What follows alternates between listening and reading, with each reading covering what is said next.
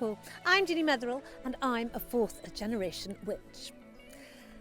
Now, I was in my bluebell woods a couple of days ago, or yesterday I think it was, and I was sitting on a log for about half an hour admiring the beauty and the gorgeousness of the bluebells and just the general gloriousness that is a British bluebell wood. It was quite magical. And after about half an hour, I got a sense of unease. I was being watched. This was what the unease is. I knew whatever was watching me wasn't human. And so today's video is about finding the Fae.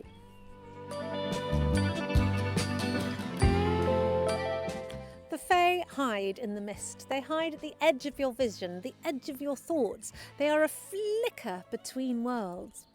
However, they are very much a real thing. Every single culture in every single part of the world has fairy folk.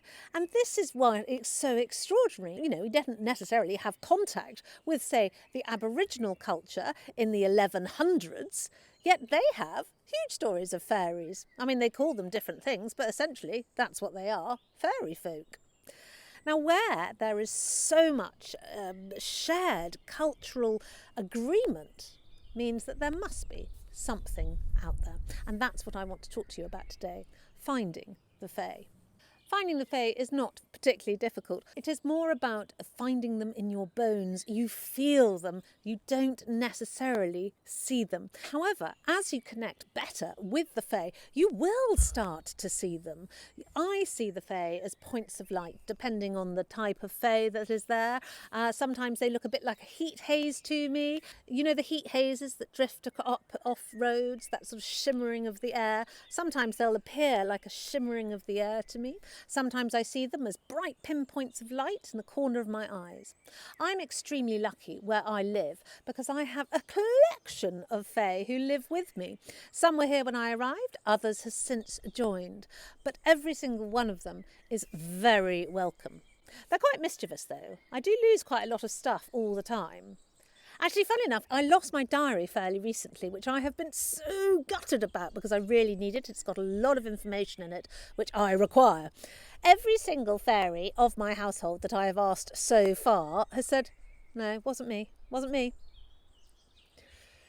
Don't know where it's gone. I'd like it back. Anyone's listening, I would love it back. In Ireland, they're known as the people of the mounds, and in Scotland, they're called the Seelie and the Unseelie Court. The Norsemen always liked them as elves, or the hidden folk, but mainly elves. The Japanese used animal spirits mostly, the kitsune or the tanuki. And in Africa, the spirits of the forest are known as the Aziza. Different names, but uncannily similar stories for all of them.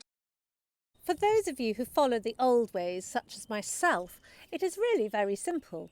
The Fae are near. They always are. There's plenty of them out there. The word Fae is very old. It comes, some say from the Latin, some say from the Anglo-Saxon, meaning fate. Because people have believed that fairies control your fate.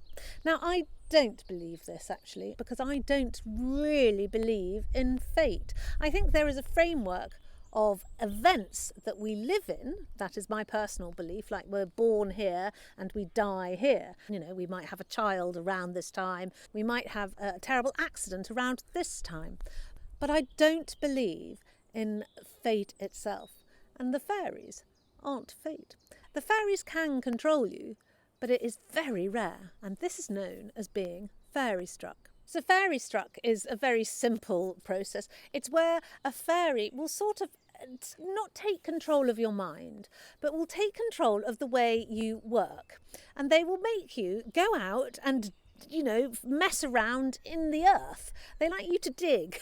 That's normally what fairy struck is. I had a sample where I was told by a fairy who then nagged and egged me on and pushed me forward that there was treasure underneath a little bridge. And so it sent me, and it was quite cold, it was winter, it sent me to dig underneath this bridge with my hands, may I say. I didn't think to take a trowel or anything useful like a fork with me. Anyway, so off I went to this bridge and started scrambling around in the dirt, dug underneath it, and it kept saying, no, it's not that bit, it's that bit there, it's that bit there. And it was this fairy was playing on my, it was being mischievous with me. It was playing on my greed, essentially. And it was after only about an hour and a half, which is quite a long time, that I realised that this was not true. And I was not going to find any treasure buried underneath this particular bridge, and that I was just making an awful lot of mess and getting very dirty, very wet, very muddy and very tired.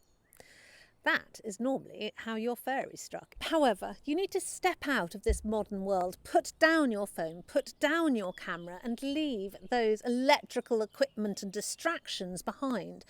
The Fae live in the natural world, and that's where you have to go in order to find them. They are most often seen at dusk, in the liminal spaces, and at those times when the world is turning, such as equinoxes and solstices.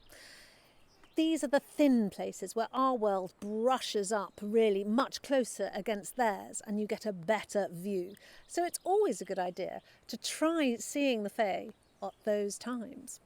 To find the Fae is not really to go looking for them, although you might come across them. If you feel a place is particularly magical, one of the many reasons why it might be magical is because it's filled with Fae. So therefore you must go out into nature to find them. Listen to the wind whistling through the trees. Feel how the earth feels in your bones. Is it a bit wondrous? Is it a bit exciting? Do you feel a frisson of joy and wonder? Those are the places where the Fae inhabit. Go and look for them, and then you can find them. And how do you go and connect with them? Well, of course, you cast a circle. Circles are immediate boosts to your magical power and can really help you connect to all sorts of things. So cast a circle around you and cast a circle in a very strong fashion. So if you don't know how to cast a circle, I'll put my circle casting video up here for you. The words you're going to say though are, I cast this circle to help me connect and speak with the Fae. Quite easy, isn't it? Sit in your circle and then ask the Fae to join your circle. There's no point in having a circle to connect you to the Fae if there's no Fae there to connect to. So ask them out loud, they don't have telepathic ability necessarily, to come and join you in your circle. And those Fae that are around will do so, because wouldn't you? They will come and join you in your circle, and you'll know that they're there because you will feel it. You will feel the presence of something within your circle. That is what you're going to look at. It is a bit like when I was in the Bluebell Wood yesterday and could tell that something was watching me. I've been sitting here for about half an hour. It's been an eerie feeling recently, and I think I'm upsetting the local populace. I don't mean the human one. It was watching me rather nervously, actually.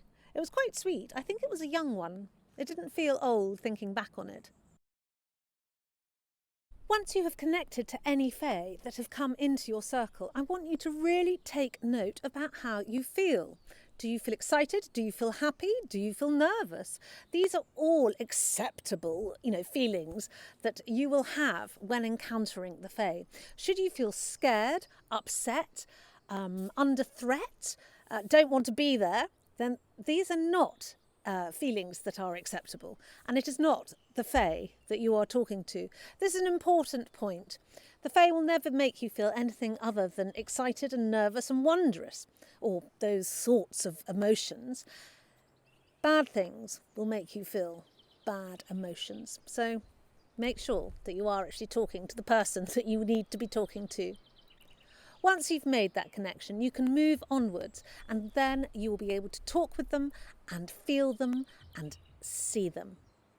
Practice, practice, practice. You'll get there, I promise. I would love to know your thoughts about this, how you get on if you do this spell. I'm always asking my subscribers to tell me more, tell me more. So if you do this spell, please leave me a comment down below and, tell me more.